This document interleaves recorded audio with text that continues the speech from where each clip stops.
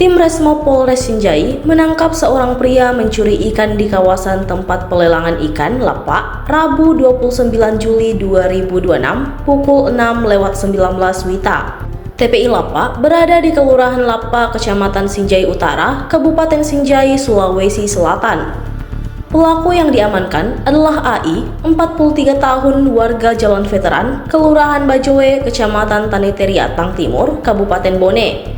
Sementara korban Dinarwati, 27 tahun, seorang mahasiswa asal Dusun Barugae, Desa Mapatipa, Kecamatan Salameko, Kabupaten Bone.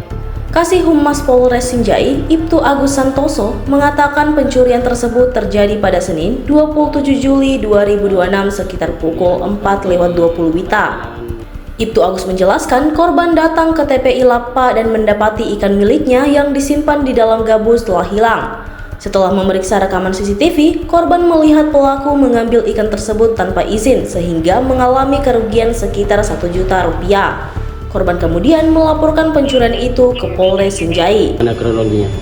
Jadi waktu kejadiannya pada hari Rabu tanggal 29 Juli tahun 2026 dengan korban yaitu perempuan N inisial, kemudian pelaku berinisial AL, jadi dua-duanya warga Kabupaten Bone. Nah, kronologi pencurian itu bagaimana?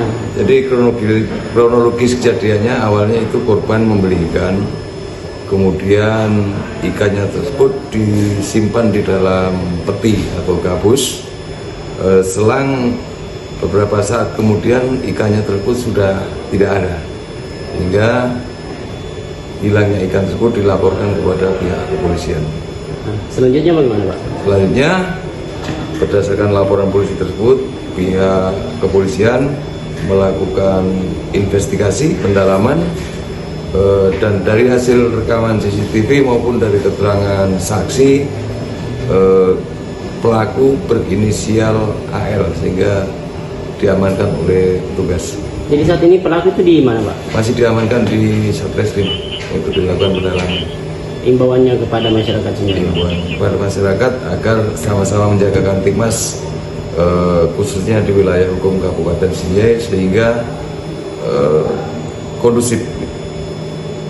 Download Tribun X sekarang, menghadirkan lokal menjadi Indonesia.